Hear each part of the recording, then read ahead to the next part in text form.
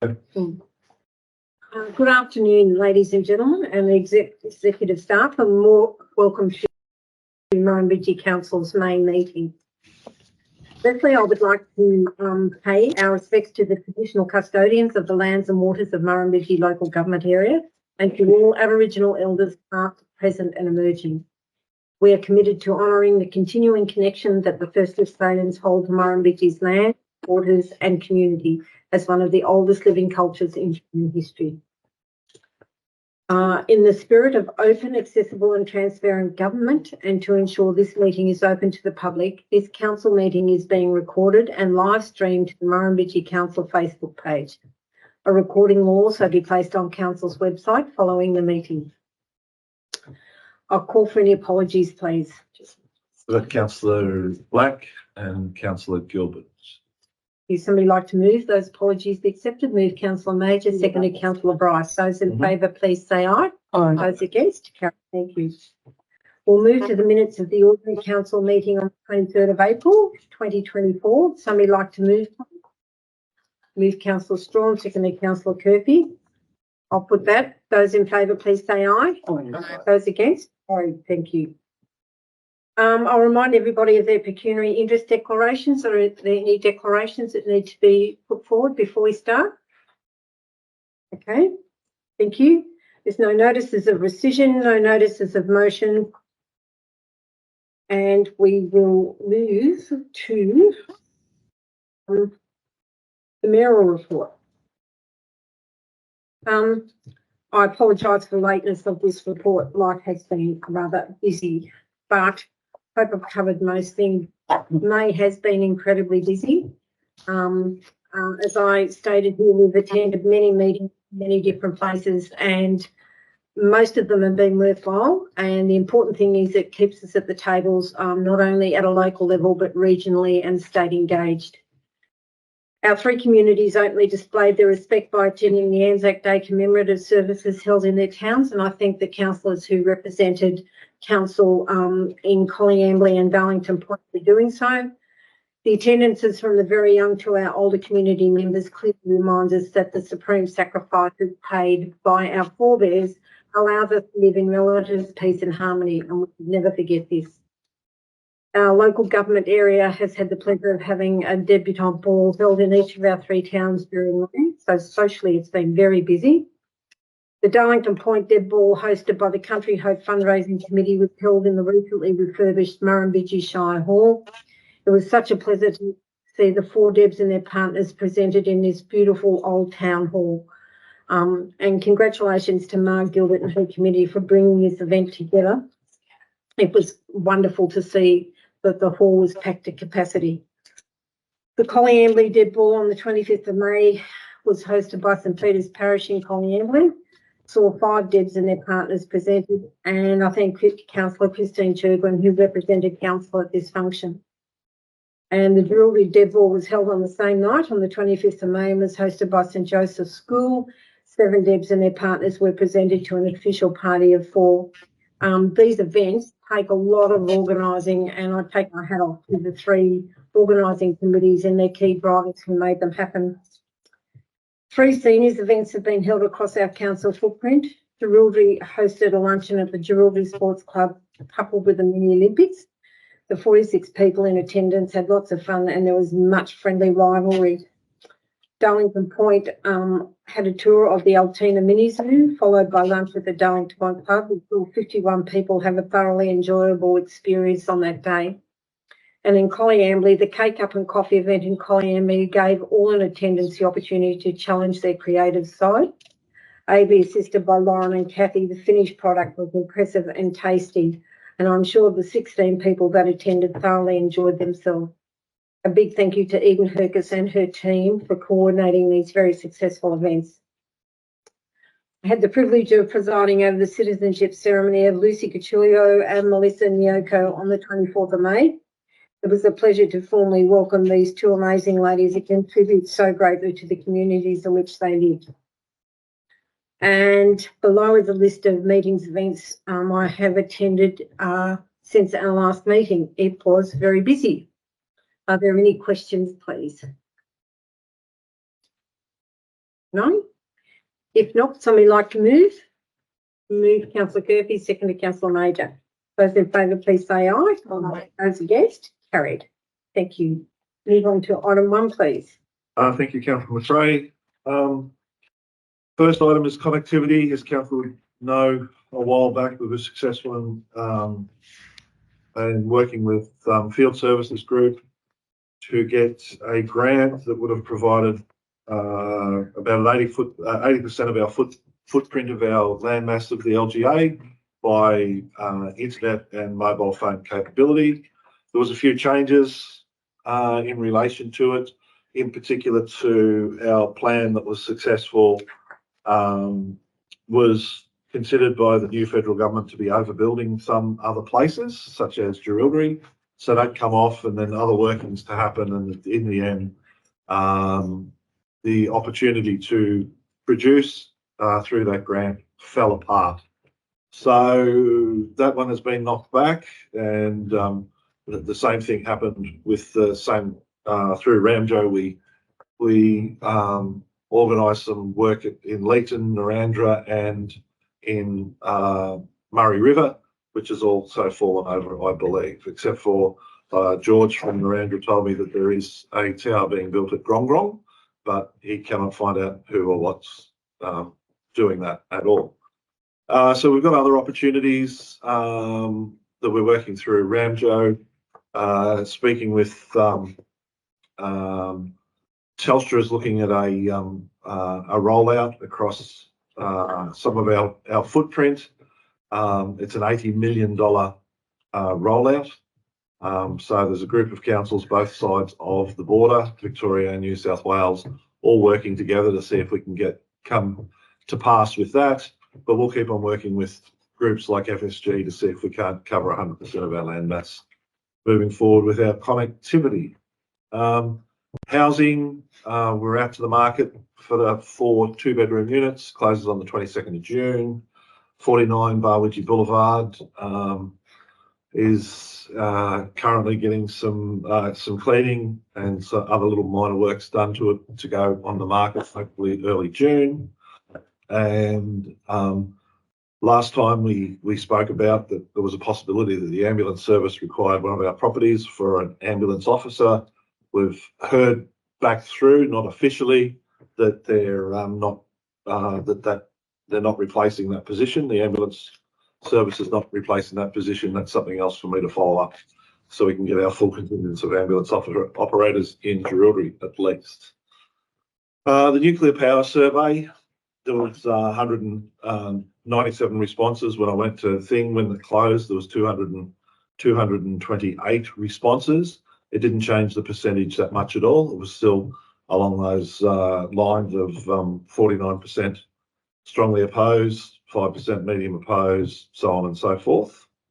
The differing factor in for why the recommendation is that we go to the poll question was the 54 outliers from a different LGA, which we don't know which way they would have voted. So if we're going to find out for certain whether the community is in favour or not, is we do a poll question at the upcoming election, which we've got time to do that if we get this back today, or not today, this month, early June, early next month, the poll question. We budgeted, they gave us an indicative quote of about $55,000 to run the election, and they told us it's about a 10% extra cost, so $5,500, but with everything they will give us a firm price once we send it all through in the next couple of months of what our election costs are going to be. So I'm just recommending that we go to a poll on the question. Virtually the question would be, do you support the construction of a nuclear power plant within the Murrumbidgee Council local government area on the condition that the wind and solar farms are dismantled and not replaced at the end of their useful life? Simple yes or no question. Just a couple of movements going forward. Any questions? Councillor Mason. Yeah, John. So what's the reasoning behind posing the question about nuclear power plant? Well, the the simplest reason for posing the question on the nuclear power plants is that there's discussion out there about there is nuclear power plants on the horizon, or could be. They've just established our area with a brand new substation to be able to take all the renewable energy into that and filter it all off to Sydney. It's going to be able to handle between 3 and 4 gigawatts. So a scenario could be that they might put a 3 gigawatt power station right beside that substation and feed it in, because it's already got the transmission lines and everything else like that. Like the opposition government's policy is to put a lot of the power stations where the coal-fire power stations are now, simply because all the electricity grids are already sitting there. So we've got that in depending which side of the fence you sit on, in favour of nuclear or against us with having nuclear. For those that it could be there. So, and on the question is asking the community now why, because they were never asked whether they wanted solar or wind. Nobody ever asked if they were going to come down and turn this area into a renewable energy zone, whether they wanted it or not.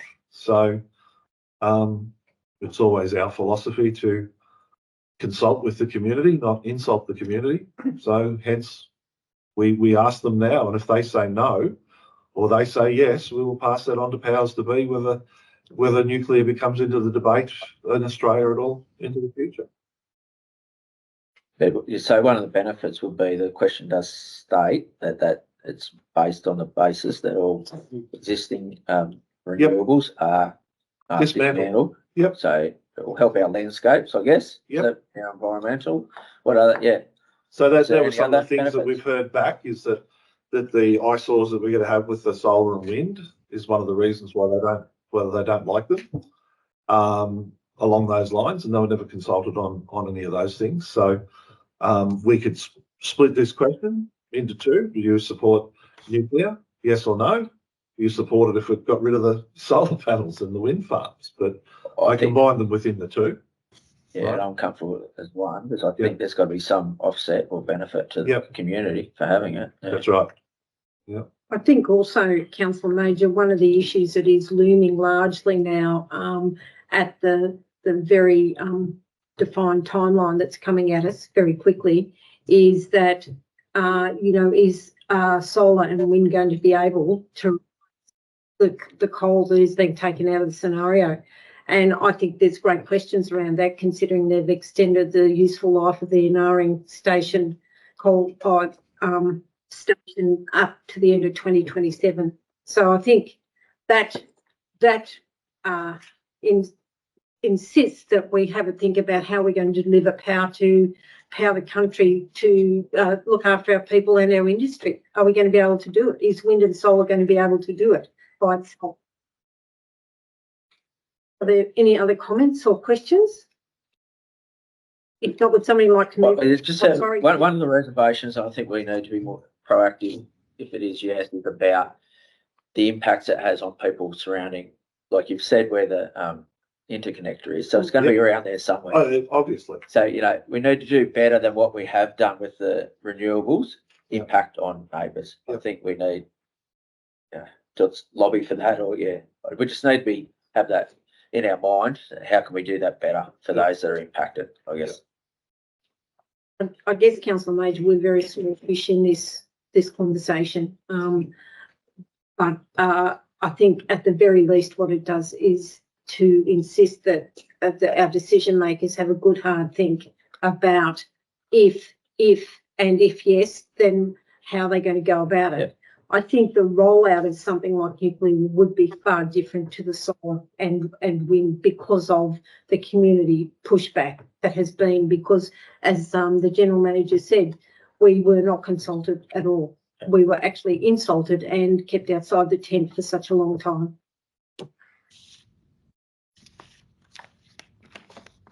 Okay, would somebody like to move the General Manager's report? Move Councillor Chirgwin, seconded Councillor Curfew. And the recommendation will read that the information contained in the General Manager's monthly report be noted, and A, 1 Kungara Crescent Jerilderie be sold as part of the housing replacement program previously developed, and B, in conjunction with the local government elections 2024 being conducted by the New South Wales Electoral Commission, Council conduct a poll on the question of a nuclear power facility within Murrumbidgee Council local government area via this question. And the question will read, do you support the construction of a nuclear power plant within the Murrumbidgee Council local government area on the condition that the wind and solar farms are dismantled and not replaced at the end of their useful life?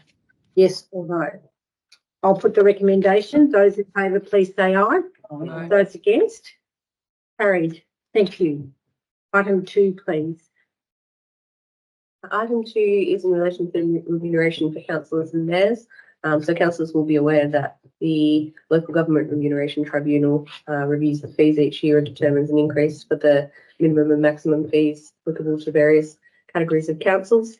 So for the 2024-25 financial year, they've determined a 3.75% increase, and it's up to council to determine where within the minimum and to maximum range that they set those fees.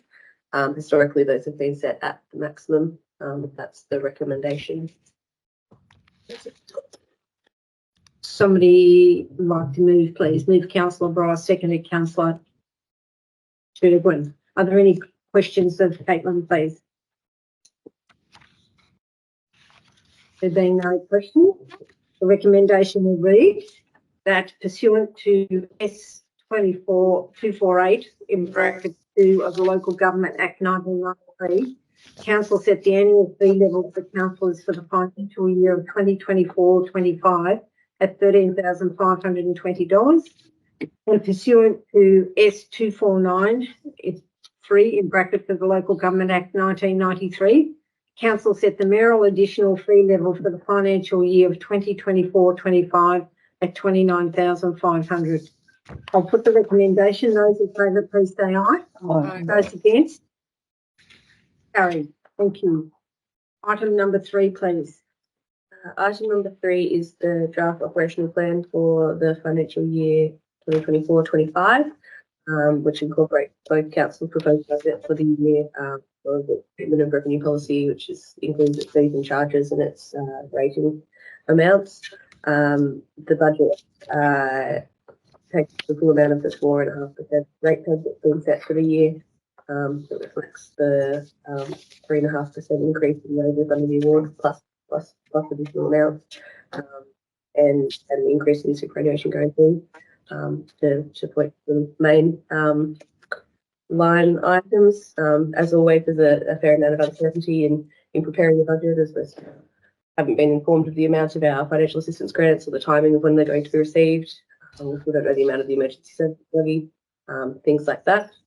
But as it currently stands, the budget projecting about $1.8 million unrestricted cash at the end of the coming financial year, which is in line with the targets that council has set. And as always, it really shows council's heavy reliance on grants income. So we're talking about more than $24 million in grants and contributions in the coming financial year, compared to just over $10 million of rates, fees and charges. So as councillors are aware, that means that the 60% own source revenue targets are, as ever, unlikely to be met, because we know that they're quite unrealistic for our particular council. But in a reasonable position in terms of that unrestricted cash figure, which is what we typically look at. So the recommendation being that the draft operational plan be placed onto exhibition, and public submissions invited, with the intent of adopting the final plan in June. Okay, are there any questions? Councillor, I was going to move. okay, move Councillor Murphy, seconded Councillor Major. Are there any questions of Caitlin?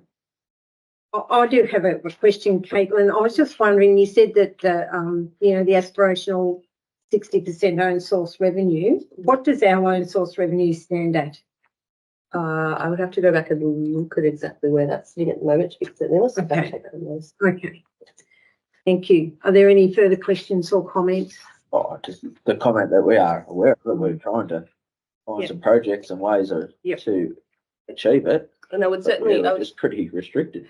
I would add to that comment that council has in the 2024 financial year budgeted for some business feasibility studies and things like that to try to identify sources of potential in-source revenue that we could consider. Some of that has been that some projects have been started there, and the balance of that has been carried forward into the 2025 financial year as well to continue that process. I think the reality of life is that we aim to get closer to that 60%, recognising that we're not in la la land, and we're doing our very best to maintain what we were able to attract as our own source revenue. Okay, if there's no further questions, the recommendation will read the draft operational plan for 2024-2025, incorporating council's proposed budget and the draft fees and charges for 2024-25, be placed on exhibition for 28 days with public submissions invited. Put the recommendation. Those in favour, please say aye. Aye. Those against? Carried. Thank you. Item 4, please. Item 4 is in relation to the long-term financial plan for 2024 through to 2033. So this the draft of this plan was endorsed for placement on public exhibition at the March 2024 council meeting. It was placed on public exhibition and no submissions have been received, so it's now proposed that that plan be adopted by council. Would somebody like to move? Move Councillor Churchman, second Councillor Strawn. Are there any questions of Caitlin, please? If not, the recommendation will read the long-term financial plan for 2024-20 to 2033 be adopted by council. Those in favour, please say aye. Aye. Those against? Carried. Thank you. Item 5, please. Thank you. Through you, Madam Mayor. Item 5 is report council seeking final adoption of a draft legislative compliance policy, which was presented to council at the March 2024 council meeting and has been placed on public exhibition up until the 26th of April with no submissions being received. The policy is a recommendation from the Audit Office of New South Wales. And as council does not currently have a legislative compliance register to capture and report on council's compliance with key legislation, policies required to lift and record our compliance with that legislation. So the recommendation is that now that the public exhibition is complete and no submissions received, that the draft legislative compliance policy be adopted. Okay. Would somebody like to move, please? Move Councillor Major, second Councillor Bryce. Any further questions of Gary? If not, the recommendation will be the draft legislative compliance policy be adopted. Those in favour, please say aye. Aye. Those against? Carried. Thank you. Item 6, please. Thank you. Through you, Madam Mayor. Item 6 is a report to council seeking a resolution to place the draft plans management for Crown Lands at Monash Park, the Rotary Sports Centre, the golf courses, the Willows on public exhibition for a minimum period of 28 days, and to adopt the draft plan of management for Darling Point Museum. The first 4 draft plans of management, the latest completed plans, we received approval from Crown Lands to place on public exhibition, and the draft plan of management for the Darlington Point Museum has been on public exhibition, which closed in 10th May 2024 with no submissions being received. So the recommendation is that we place the draft plans of management for Monash Park, Rotary Sports Centre, the golf courses, the Willows, on public exhibition and that we adopt the plan of management for the Darlington Point Museum. Okay, any questions of Gary, please? Not so much a question, but so with the Monash Park, I'm not sure how important the detail is. You do go into some detail, but it probably needs updating a little bit, as in there's new netball rooms there now. And you go into such detail about an existing structure, talk about goalposts for the PA. There's actually nets behind them too, which are quite significant. If you're including goalposts, they are. That's about the only two additions I thought that needed. Through you, I mean, Madam Mayor, we can make those changes before we go into public exhibition. Okay. Thank you. Any further commentary or questions of Gary? If not, the recommendation will read that the draft plan of management for Monash Park, the draft plan of management for the Murrumbidgee Sports Centre, the draft generic plan of management for golf courses, and the draft plan of management for areas of cultural significance. The Willows be endorsed and placed in public exhibition for a period of 28 days with a further 14 days for submissions. And 2, to adopt the plan of management for areas of cultural heritage, the Darlington Point Museum be adopted. Put the recommendation. Those in favour, please say aye. Aye. Those against? Carried. Thank you. Item 7, please. Item 7 is the quarterly budget for the March 2024 quarter. So this has substantially, although there's quite a few changes in this quarter, but the vast majority of them relate to work that has been carried forward to the financial year to come. So although you may note that the profit and loss and cash flow statements have jumped around quite a lot, I would point to the unrestricted cash position at the end of the financial year, which is substantially similar, slightly better even than what was previously projected. Most of those changes, as I say, are timing differences rather than differences. There's been a few line items updated to reflect actual costs through the year, including probably most notably the additional audit fee in relation to the 2023 financial year, which we've discussed previously. So basically, just recommending that the quarterly budget review be noted and variances to the budget approved. Okay, would somebody like to move, please? Move Councillor Churgwin, seconded Councillor Strawn. Are there any questions of Caitlin, please? No? Okay, if there are no further questions, the recommendation will read, the quarterly budget review be noted and variances to the budget as outlined therein be approved. I'll put the recommendation. Those in favour, please say aye. Those against? No. Thank you. We'll move to reports of minutes of council committees. Item number 8 is the Murrumbidgee Tidy Towns Committee meeting minutes. I'll ask Councillor Bryce to speak to these, please. This was our May meeting, and I've attended once again. Another 3 new members, which is pleasing for this year. We've held another working day over at Blue Park,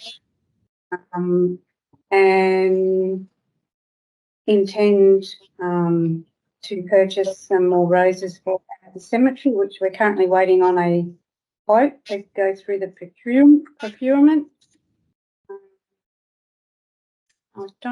There was nothing else that needed to be brought to the attention, I don't think.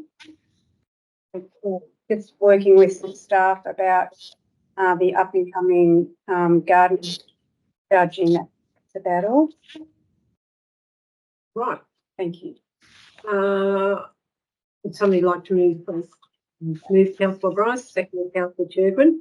Any questions from Councillor Bryce regarding this Tidy Towns report? Oh, so one thing, where the KAB rules go, can you just explain what they are? Oh, it says stop that, Florida Towns was, regulated by Keep Australia Beautiful Awards and entered the EMLs. Last week Eden entered the art competition, and, whether they've been able to enter anything in with the 3 bin waste, I'm not sure, but given the opportunity. Okay. If not, I will, recommend that these meeting minutes be noted. Those in favour, please say aye. Aye. Those against? Good. Thank you. Item number 9, please. The monthly investment report for the month of April 2024, which council is presenting with every month in accordance with the regulation. So at that month, the invested funds were just over $28 million. Those were in line with the policy and regulations and all of those things, and outperform the benchmark. So just recommending that council note the monthly investment report. Would somebody like to move, please? Move Councillor Turkey, secondly Councillor Spawn. Are there any questions of Caitlin regarding the monthly investment report? Just how much is the interest being paid? How much is the interest in terms of what rates are we? Oh, just roughly what we can expect. What the profit for the year will be? We've got substantially 10/12 of it, one would think.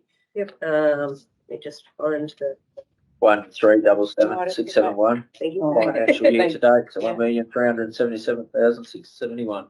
Awesome. We had a target of 938. Yeah, I read that correctly. Yeah. Or budget. That was Oh, it. beautiful. Budget. And some of that I will. Right. So that's all of council's investments. So some of those amounts are within water and sewer fund as well. But Yeah. Okay. No further questions? The recommendation will read that council notes monthly investment reports identifying all money council has invested under section 625 of the Local Government Act 1993. With the recommendation, those in favour, please say aye. Those against? Carried. Thank you. 5.132 is our average. Sorry. Item 10, please, Gary. Thank you. Through you, Madam Mayor. Item 10 is a report that details the development applications that were approved in the last month under delegated authority. And it's recommended that council note information contained in this report. Oh, somebody like to move, please? Move Councillor Bright, seconded Councillor Major. Are there any questions of Gary, please, regarding item number 10? If not, I'll put the recommendation, which will read: the information contained in the development applications approved under delegation for April 24 report be noted. Those in please say aye. Those against? Thank you, everybody.